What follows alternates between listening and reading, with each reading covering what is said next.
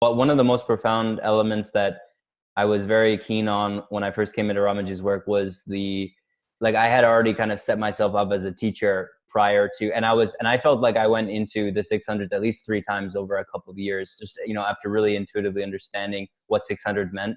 It felt like I had been going in and out of 600s, high 500s for at least 2 to 3 years.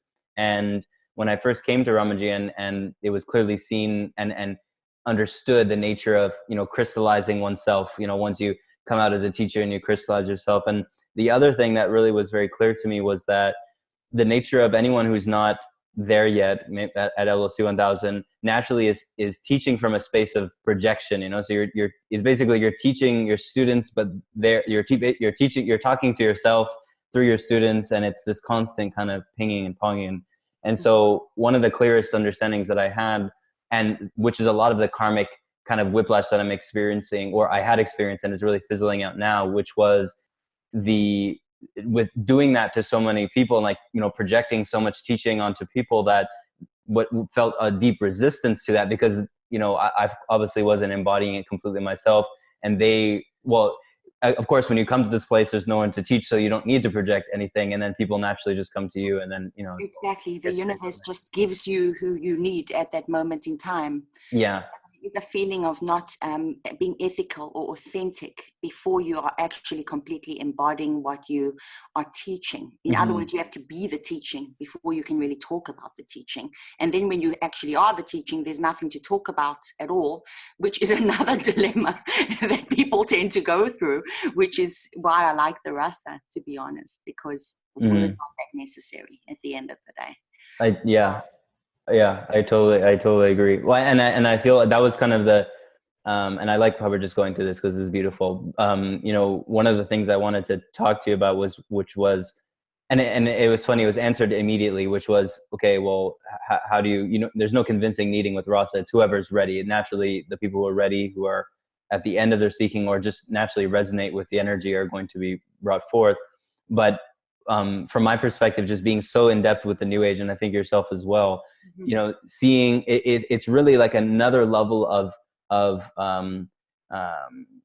relearning that so many spiritual seekers are needing to have, because of there being so many teachers that were not at 1000 teaching. It's created a whole new level of confusion, right, for so many that and it's going to continue because they're so profound on YouTube, millions of followers and this thing. So that's a really interesting topic that I've found, because coming to 1000, everything is seen so simply. And then when you look into the thicket, the jungle of the New Age, it's kind of like what you're saying in the email, you'd rather speak to someone who has no idea about this at all, versus lots of people who are in the New Age that have, kind of this spiritual cloak or righteousness about them, in that space. Because that's like the topic that's in my head right now. So. Totally, Corey. I'm with you 1,000,000,000%. I cannot even tell you that I think about it often, and how many experiences I have with it daily with people.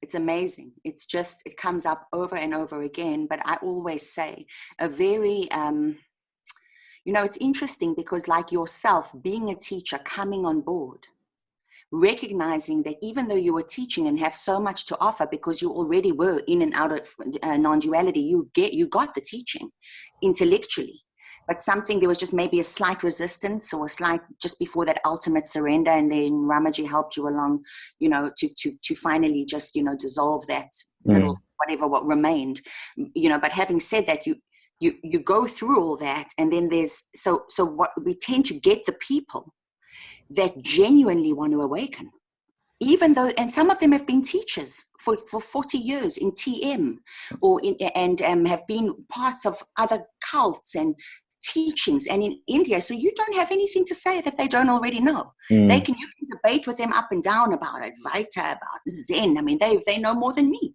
It's bizarre, but ultimately they're not done. So that's the audience we seem to attract, which I love. I would do this otherwise. I don't think I could, and I don't think people would want me to. I don't think I'll attract that ever, just because of the way I am. Because I just don't tolerate any form of BS ever. So it's just a matter of, I'd rather give a refund. Bye. Go meditate for another 10 years and come back when you're ready. because you get caught up in the story of what you want this to be versus what it actually is, and that's the problem. You want it to be a certain way, and I often think to myself, why is that? Are people so adverse to this being it, and why is that? Because their it isn't really a place they want to be. They don't like it. So, but then when that goes away and you can actually embrace this, that's when it opens up for you. But until that happens, you're really stuck, which is often a posties problem. So you get to post 1000, it gets really depressing because all the hope's gone. Now I'm responsible for myself and my own reality and how this is going to work for me. I can't count on an enlightened state or this, you really are in the thick of it. It's everything else was a concept. Except this, and it's big. It's really big. Yeah. And that's the some karmic depression, karmic anger, karmic rage I went through. I see a lot of that. It's interesting.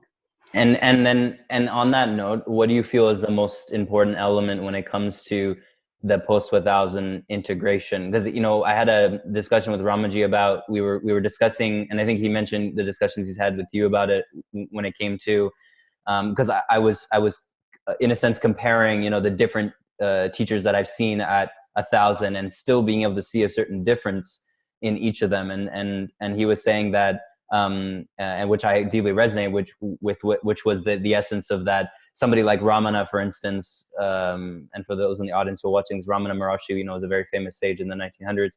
He may be a perfect example of the complete surrender and the depth of surrender that happens over the 40, 50 years after truly abiding in that 1000 versus somebody who's just fresh in it, still has maybe tendencies and things, but they're just kind of fizzling out. So maybe, what do you think is the most important element when it comes to that integration process? I would say to help people, the posties the most, I would say you cannot afford the luxury of believing a single thought.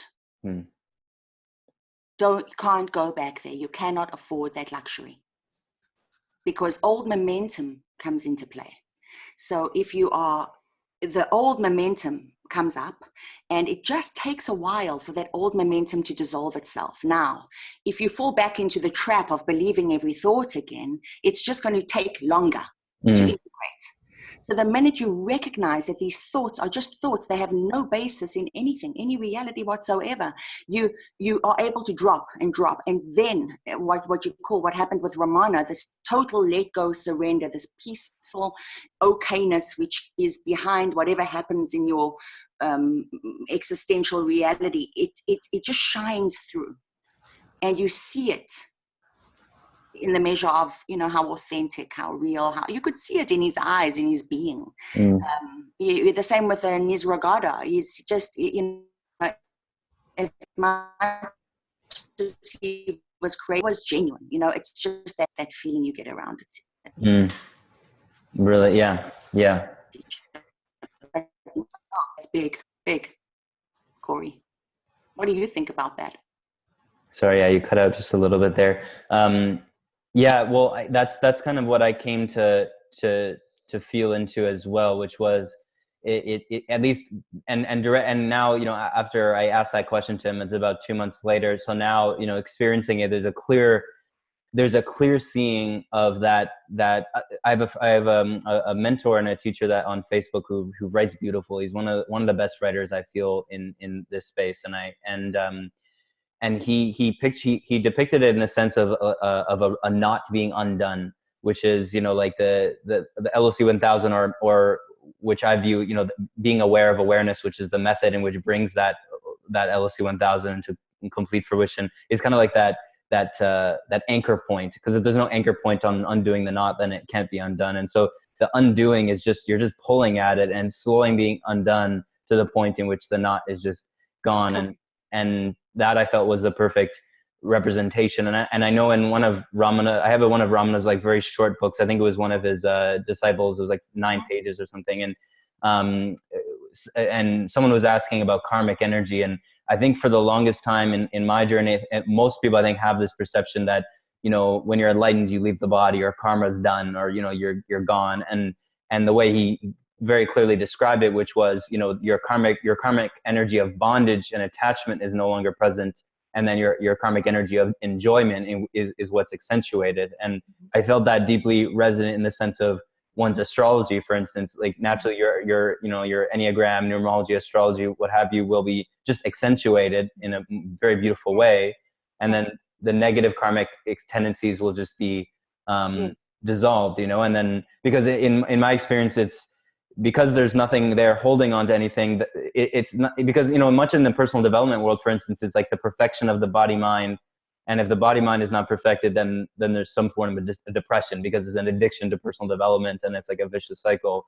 Versus this space, the same negative habits may still be there, but there's no judgment of them. So then it instantly passes, and it's like it never happened, and it has no effect, and, you know, yada yada yada. So there's that space of that surrender. Another thing that was coming to me actually just today, I was thinking about it, and I was thinking about Nisargadatta, how, you know, he smoked all the time and all of this, and the way I've been explaining it to people, which was, it's really just a predication of one's environment and the timeline one's living in, right? Because back then, you know, everyone's smoking, it's a normal thing, it doesn't matter. Versus now, you know, fitness and health is a much more prevalent thing. So now it's just more normal not to smoke, but it doesn't really have anything to do with enlightenment. It's just that, okay, now it may prolong our lifespan. We may live 400 years, you know, and that I feel is kind of potentially the new level in which we're coming into, which is, again, coming back to that embodiment, that eternal life type of perspective, which I that's how I feel it now. Because coming into non-duality initially, I just completely let go of all of the yogic stuff, the good eating and all that. But then I also felt the difference in the body and how I felt. Although it didn't affect, there was still a desire to naturally, you know, eat well, and, you know, not dive into things. You know, it's just it's not even a thought. It's just like a normal. Yeah, of course. Why not? An arising. Yes. It's an arising, Corey.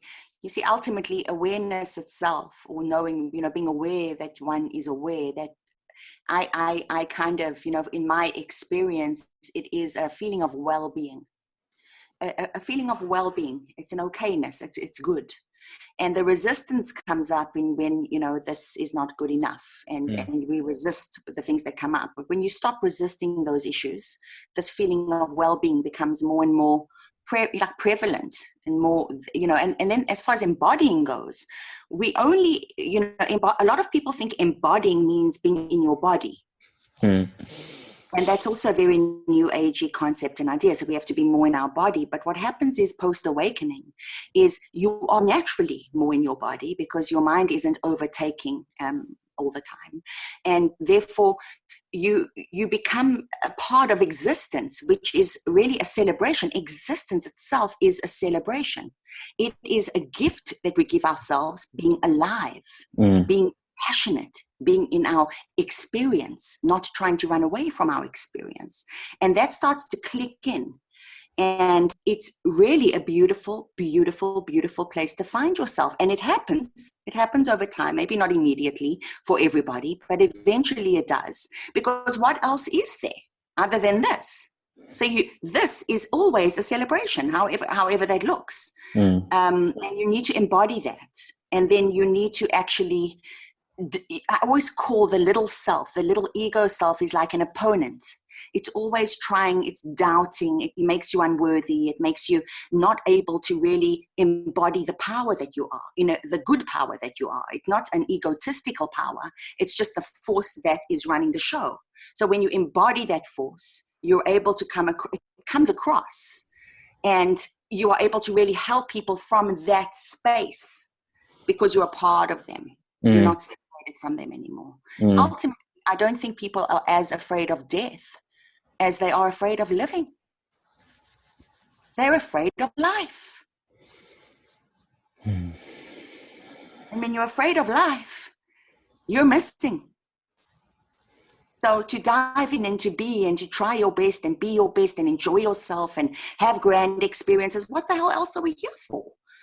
You know, I mean, really, you know, so it's basic, but yet it isn't. And it's big, but yet it's simple. So there's just so many paradoxes along the way. And I just find it to be so fun and exciting. I really do. I really do, you know.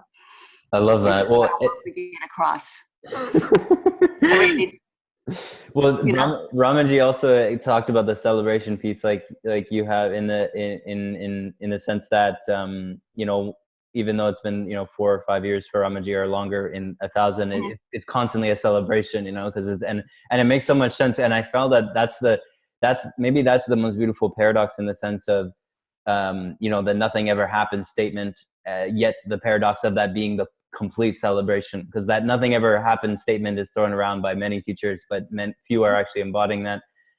But once it's seen, it's so obvious, like, yes, it's actually, that's of course it, you know. Yes.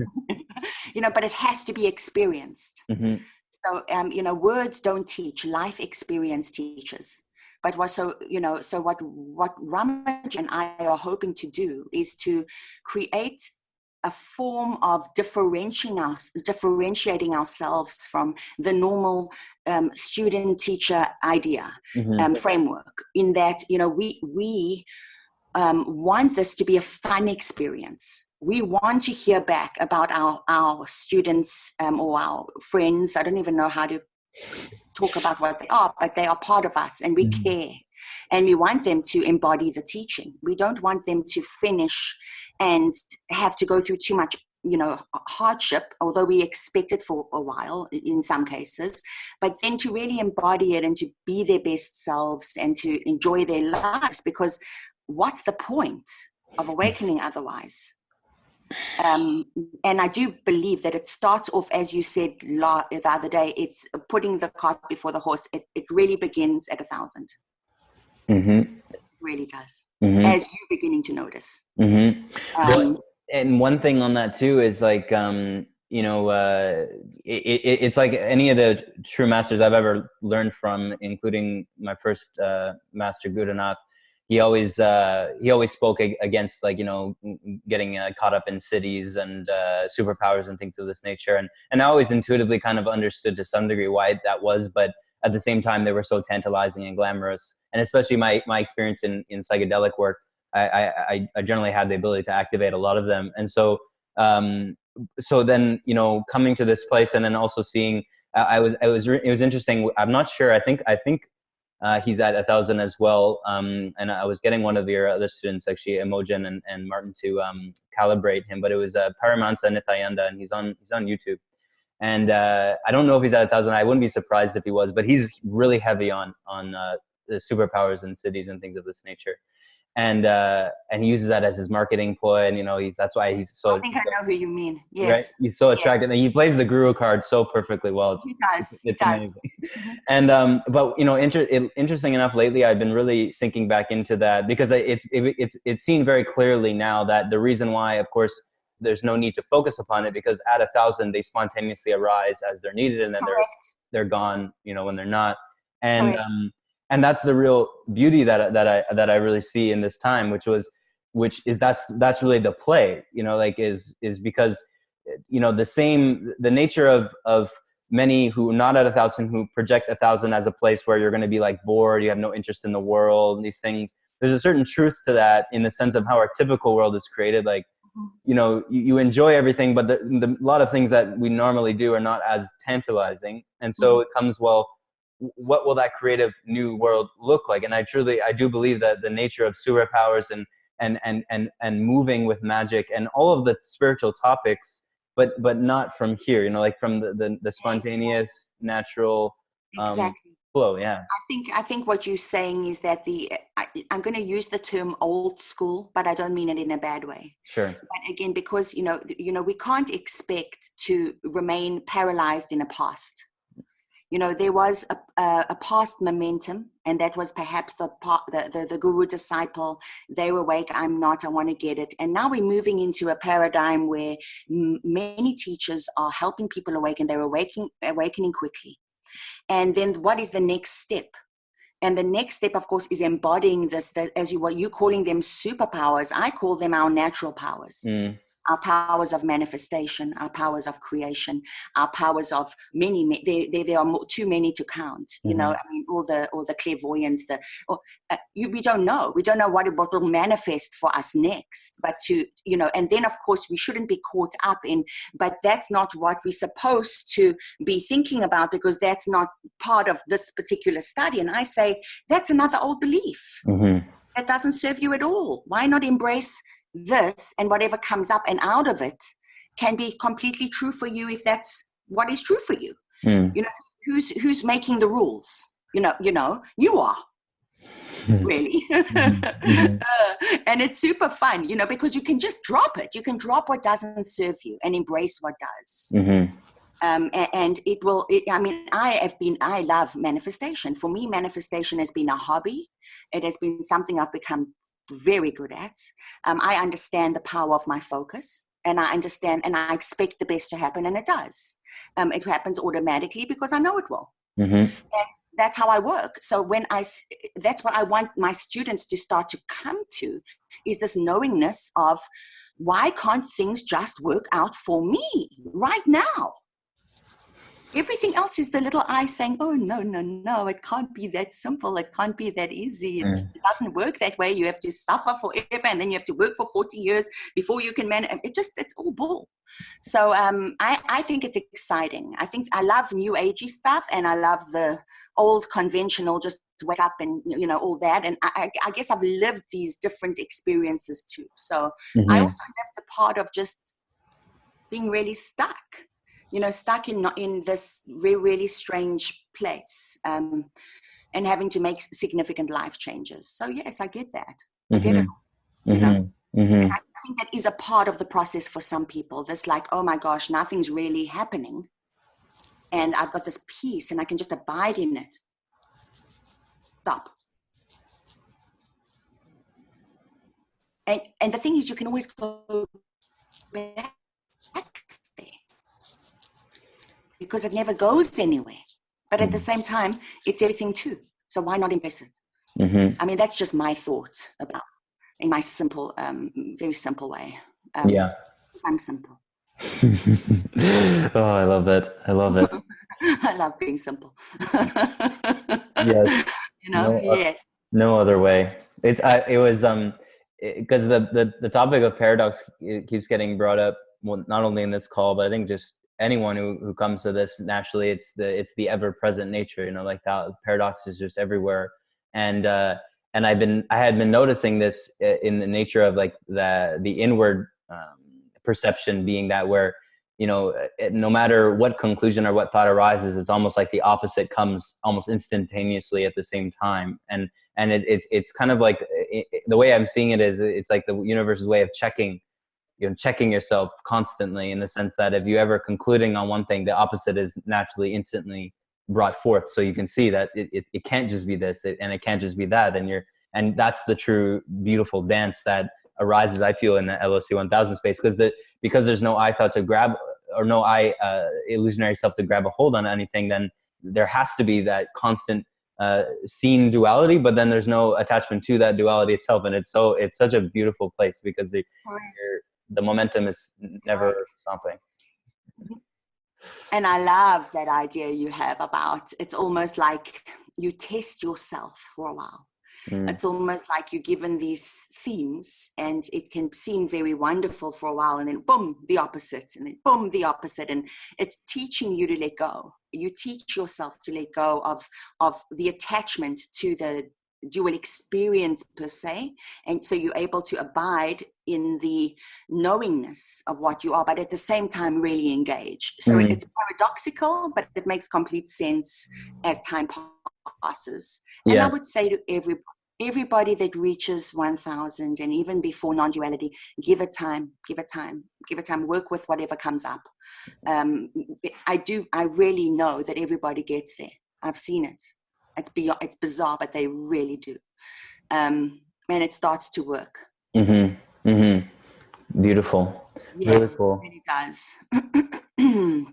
Yeah, I'm just feeling into what's coming right now, because one thing that is coming up as of recently that I think is really the evolution of this work, and because I was speaking to Imogen and Martin recently, and I was asking them if they had any experience with anyone who was really involved with David Hawkins' work beforehand, and then came into Ramaji. I don't know if you have any experiences to share on that, because I think that the biggest thing is the difference in the calibrations, which is one.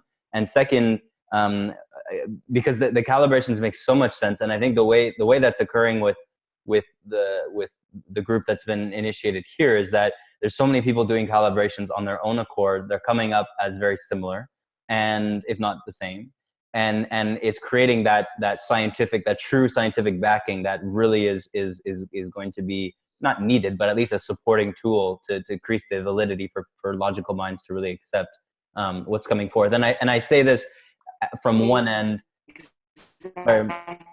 Exactly. Sorry, I was cutting out a little bit. Sorry, but yeah, I'm saying this from one end, but at the other end is, and this is from my experience, and I think anyone who goes through the RASA process, which is, there comes a point where you clearly see it doesn't matter anymore, because Ross is doing the work anyways. Exactly. And that's, but it's a fun conversation. So if you have anything to add on that. Yes, I do.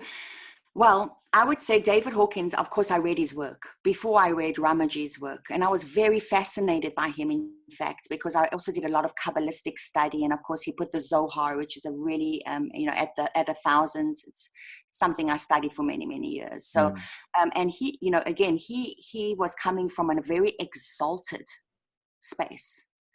And which is a very common space to go into, as we know, based on whatever is Ramaji's map of the 600s, the 700s, even the 800.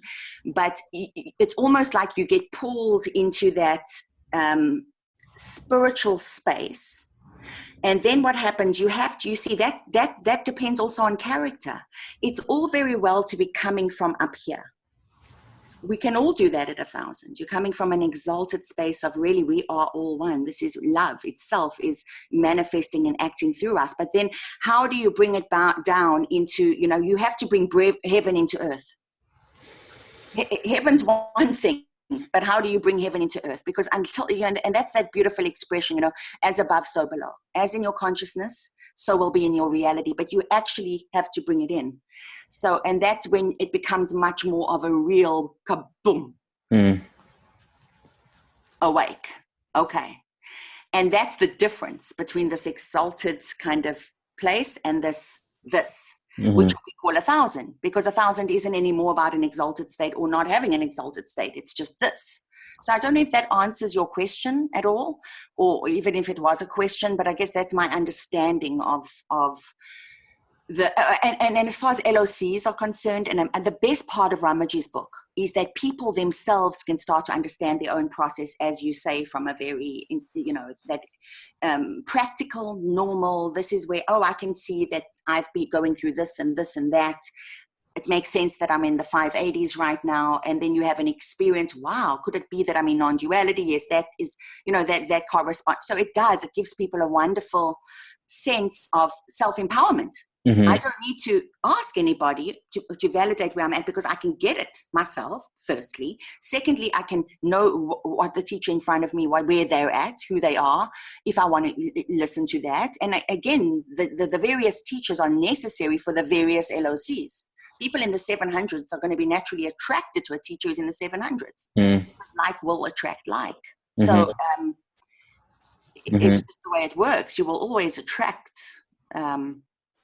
what you have to give. Yeah. And I've been seeing it in my article that I wrote recently on like the new definition of the modern guru. I spoke about the new transmission, if you will. Ross is a part of this, and I feel the nature of everyone, as everyone starts to come into non-duality through RASA or not, the transmission is kind of naturally always occurring from so many different angles, and I feel like that's the real beauty. And I was having a conversation recently with a friend, because in many of my old ayahuasca ceremonies where I had initial visions of, I felt like the next 20, 30 years of my life, a lot of it, really wrapped around ceremonies, the bringing back of the ancient ceremony, the tribal ceremony, which is in essence, a tribal transmission, you know, for the group to experience heightened levels of consciousness. And I feel that that's really where again, like the post 1000 play really begins. And even before that, but that's really where I feel it's kind of moving to, is that the higher levels of those transmissions continue to exponentially expand, you know, each individual. And especially as we come together in those groups, I think that's really where the magic is going to occur, you know, because that's, because like, you know, I know I've had experiences of teachers who weren't at 1000 and still received something. I know Ramaji did with Ramesh Balskar, you know, so there's that space. And so it's, it'll just be interesting to see this next, you know, 5, 10, 20 years, how it plays out, and you know, the tipping point that occurs. I think it's, I think people are becoming more and more aware of themselves as vibrational and energy. And therefore you're always exchanging that one with one another. Right now you're exchanging your presence with my presence, this interplay, this dynamic. And the more aware you become of the impact you're having and the energy that you're receiving, you become very energy aware, because you're not in your head, you are your senses. This is, you're feeling, you're seeing differently, you're hearing. It somehow changes over time, and the way you feel energy changes, and that's very significant. I think right now universally people are beginning to really feel this, and it's always been there, funnily enough. It's just I don't know whether you know, it's funny, the same teachings have been taught since the beginning of time. You know, I always say, I will speak to my students, a lot of them, and so will Ramaji, and we're saying the same thing over and over. And when are you going to be ready to hear? It's the same message has been said. It's always been said before. It's your capacity to get it, to hear it, for it to, like the penny to drop. And we don't know when that'll happen. Grace with each student. And of course the RASA helps, because it eliminates all that, whatever it is, the barriers to knowing. The barriers, I think. I think that's what my experience was with the RASA and other students. I don't know how it was with you, but you do feel this like the resistance is going away slowly but surely. Yeah, it was such a it was gentle yet powerful, you know. It had the beautiful and the natural divine mother Kalima essence, you know. It was just and it was so obvious too, like the changes that happened like a couple of days before, because I had many energy experiences with different people, and the effects just generally never lasted. Or if they said they would, you know, okay, your next month is going to be this transformational thing, it was very hard to tell what was occurring, or if it was this, or if, you know, but with RASA it was just so much different. It was so clear, and I still have to send you and Ramaji the first draft of that 30-page document that I wrote up, which went through my entire journey on every process, every step. Oh, I'd love to read that. I really would. I love getting the feedback. It was, it's really in depth, because I was so obvious, and because I was very intellectual, I had read through the book and I understood every stage. It was so easy for me to pinpoint exactly what was occurring, and also kind of intuitively know what was about to occur if I was to stick it out, you know. And I think that's like real the fundamental essence of awakening is really predicated on only one thing, and that's your desire to know truth. And if your desire to know truth is almost like your willingness to die for it, then it's going to happen, you know. And so I think it not only created the very clear obvious recognition of what was occurring, like it was so obvious the changes that were occurring, but that just increases the level of degree of confidence to continue, and to know that, you know, you could really give up now. You can surrender. You could stop it all. Because I lasted in 900s for almost 4 sessions, and that was because I had such a momentum of intellectualization, you know, 6-8 hours of Kriya spinal breathing, like such an intensity of practice that the final, like, that was the most difficult process. It was just like, okay, awesome. Nothing, you can practice nothing now. Just stop altogether. You got to stop. You got to let go. You know, it's funny. I recently did a session of mine is on YouTube, and I'm dealing in that session with a student in the 900s. And you can see it's when I start getting, that's when I get at my, I'm call it at my harshest, because I'm not letting the mind come into play at all there. And so, you know, it's interesting when you get into that 900s, because it's the final, you're clinging to that intellect, you're clinging to what you know, you're clinging to how you want this to be, you just can't let it go. And then finally when you do, it's pretty awesome. It does happen. It does take, so you're not the only one, is what I'm trying to say, that gets a little stuck in that 900 phase. It's common. Very common. Yeah, it was really cool. It was really cool. Yes, it is. And do you find, can I ask you a quick question? Did you find that by reading the book first and then beginning to get the RASA experience, it helped your process somehow, because it kind of gave you a comfort in, oh, this is what I'm experiencing, therefore, you know, like a validation of your experience, you know? And I think that's why I love the book, because it's so necessary, because you feel very alone. You're going through all the stuff, but has anyone else gone through it? Can anybody else identify, you know? And so the book gives you that foundation that, okay, you know, I can get this.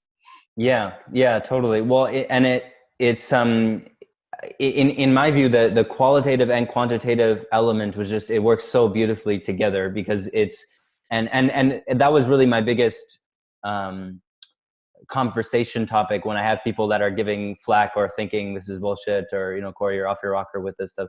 It's that, you know, at least the qualitative description is so not new. Like, you know, like every spiritual path has always had some form of qualitative description on the stages of awakening, you know, and that's what's beautiful. And that's what I found actually maybe even more, I wouldn't say more, but at least very equally supportive, was his comparison to things like the hero's journey and the Advaita stages, because people coming from those paths can very clearly see the distinctions and how clearly similar they are.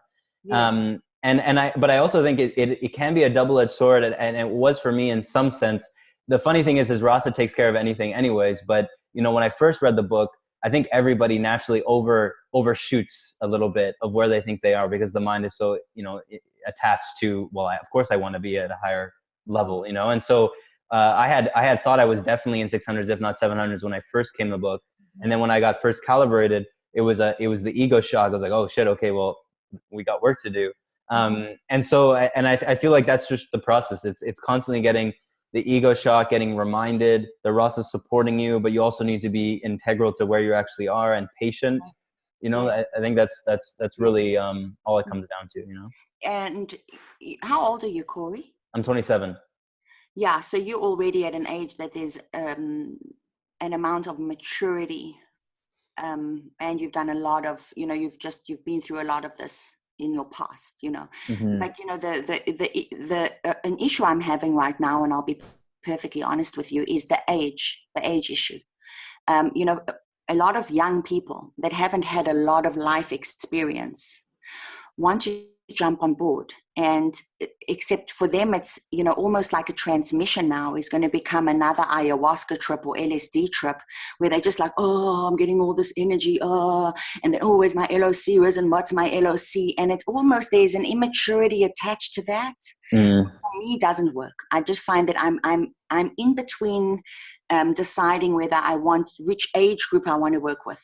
You know, not because I don't believe anyone can awaken at this time, but the level of like personal, authentic, where am I really at, has, you know, you know how young people are, and it's very common. I just, you know, I'm awakened, I can be a guru like this, I've got a new transmission to give you all, and then it becomes like a famous new Facebook thing going on. And for me, RASA, you know, I know how pure the RASA is. I know what it does. I know that it just, I don't want to be associated with another form of just, you know, woo-wee kind of magic that isn't really based in authenticity and a real true live awakening. So what are your thoughts about, I'm kind of interviewing you here at the same time, as far as age goes, do you understand what I mean? Totally. Well, I think I have been an example of that to some degree, in the sense of resonating with a lot of that, and because the nature of our generation is definitely around the glamour, especially in regards to social media, because social media has been our outlet for the glamorization of ourselves in again, a double-edged sword way, where on one level there's the egotistical side of okay, look at me, this is who I am, this is what I have, this is the knowledge I have. Yes. And on the other end, there is also a sincere willingness, but desire to serve, because that's a part of our generation, which is this idea of purpose and service and these things. And I feel like in my experience, at least being at 1,000 now, the previous way in which I perceived the transmission has been dissolving. Again, for instance, from the perspective, okay, how do we get everybody to receive this, to, okay, how do we open up the door for the people who are ready to receive it? It's very subtle, but it's really so vital, because then you're not pushing things down people's throats. You're not saying that this is the only way to, enlightenment. And I think it's been a process with myself to learn how to communicate in that way, because truly transmission is, in my view, the only way in which you actually become enlightened. RASA may not be the only one, because there's so many different, but the principle of that is true. And that's what I'm finding, at least is helpful in communicating that with openness, so that people, again, don't feel like it's another, this is the only way, form of marketing or what have you. But at the same time, I feel like with the thing with the younger generations, in my experience, how this past year I've been really letting go of that whole guru card or the playing the teacher role, because the majority of people in at least around my age group and younger don't resonate with that almost at all, right? And I think there's two sides to it. For one, there's a deep father wound in that. So that father wound manifests as a resistance to control or any sort of authority. But on the other end, they're just ready. They just want to experience. They're just I have a phone that I can access everything in the world, and I want it now. And enlightenment is also part of that. Yes. So what I would say though is the most resistance I have had from communicating this and sharing what I've been through over this past 6 months has been from the teachers that are also my age, that are clearly not there yet. And it's showing by their resistance to it. And I think partly is because they're obviously seeing that I just went through this rapid transformation very, very quickly, and they're like, okay, well, what is this? On the other end, it's exactly that. It's younger teachers who do have this kind of righteousness around them, mostly because they have 20, 30, 40, 50, 100,000 followers, and it's hard not for that to occur if you have that many eyes on you and that much pressure. And Bentino Massaro is a perfect example of this, actually, because that's been the big topic, and I've been compared to him many times. The difference is he had a way bigger following than I did when I realized I wasn't there yet, and he just realized it and then had to face his whole community, and it's been a really interesting thing to watch out. So so you're very accurate in what you're saying, but I do think though RASA handles that in many ways. I do think so too. It does if they stick to the process. Yes.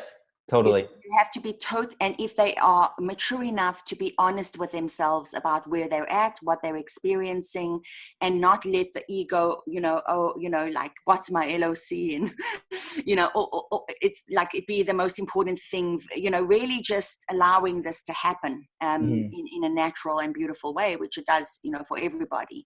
But it is interesting. It's interesting with the younger generation. I'm finding it fascinating.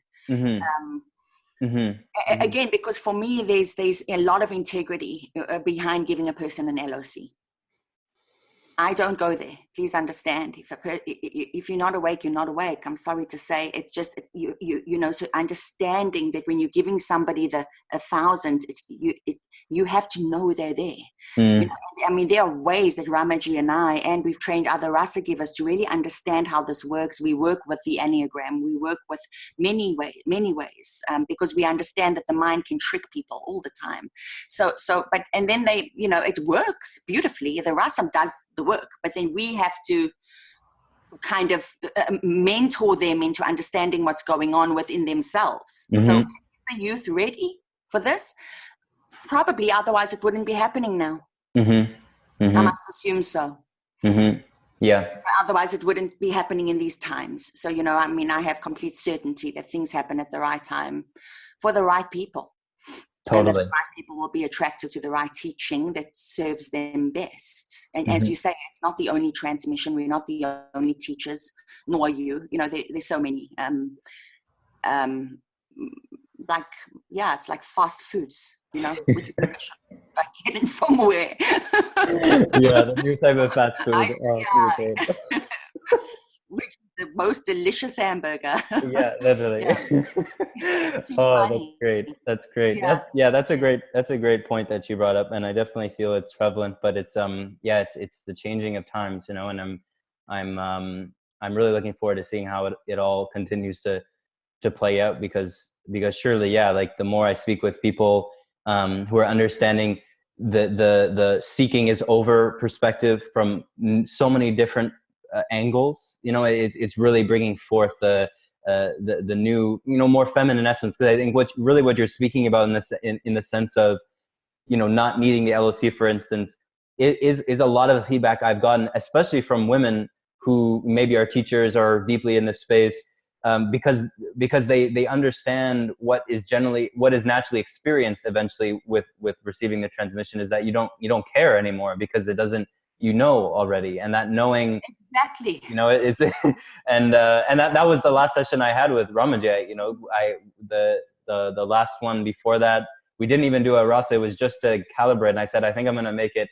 I'm gonna get there before the next session. And then we got there. He's like, do you think you're at 1,000? I'm like, yes. He's like, okay, well, yeah, you are. And I feel that's the perfect representation, because people from seeing it from an outside perspective and hearing about LOC, the instant resistance is, well, why would you need to calibrate? Why do you need to quantify this? Why, you know, but obviously there's a very important reason.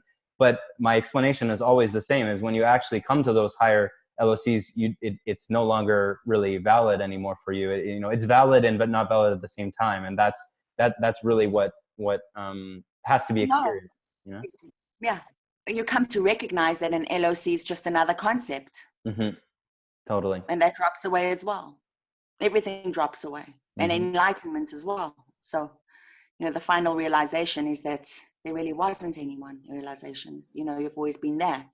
So, you know, and it's really big, and yet it's very simple, and it's paradoxical, and yet it, you know, it has to be, it has to be experienced. But the only reason the LOCs are wonderful is on the journey, you know, along the way. Mm-hmm. You know, that's all. Mm-hmm. Just for your own self-reference. Yeah. If you're that type of person, I mean, maybe some people just want to, like for me, well, I didn't have an LOC basis to awaken at that time. Now looking back, I definitely went through it, but I'm only able to really, you know, reflecting on my journey.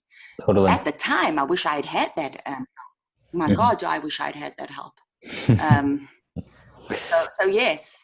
I just love that you love the rasa, and I really do hope that via these interviews and understanding Ramaji and I a little bit more, you know, from a very real, you know, as being real people, here to help, here to encourage and give the rasa, as well as we have trained rasa givers, as you know, that go through a hell of a process training to become rasa givers. And they're very effective. They're as effective as us. It's the rasa that matters. That's all. So I would encourage, you know, them to either come to Ramaji, to myself, to any of the rasa givers, same thing, just to get rasa, you know. That's great. Well, I feel, yeah, we've covered some really beautiful topics. I really appreciate you and being here.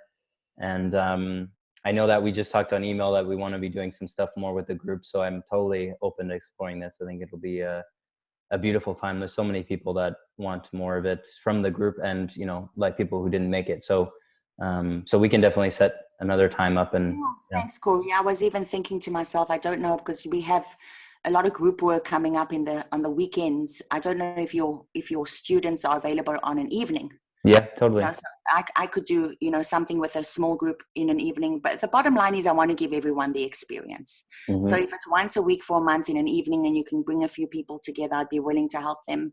And you know, I mean, give the rasa. And, you know, and the bigger the group, obviously, the better for us, for all of us, but a small group too. You know, I always say, I really liked your people. I like the feeling around your group. It's heart-centered. I said this to Ramaji. I said, they just impressed me. You seem to be attracting a very nice, kind, decent group of people. And they deserve to get the RASA. Everyone does, but I like working with nice, kind people. I really do, you know. Definitely my preference. Totally. So, Great. Well, yeah, we'll definitely set that up. And maybe I want to end actually with this final this quote, because I posted it today and it's from you. I was watching one of your other interviews, and I think it's a beautiful way to end. And maybe if you want to add something, maybe there's nothing to add, but this is what you had said. So maybe even you don't remember this, but this is what you said. You said, the peace is not needing the peace. The freedom is not needing the freedom. The joy is not needing the joy. You're free from having it be a certain way and okay with it being the way it is. That's the definition of freedom. I love that.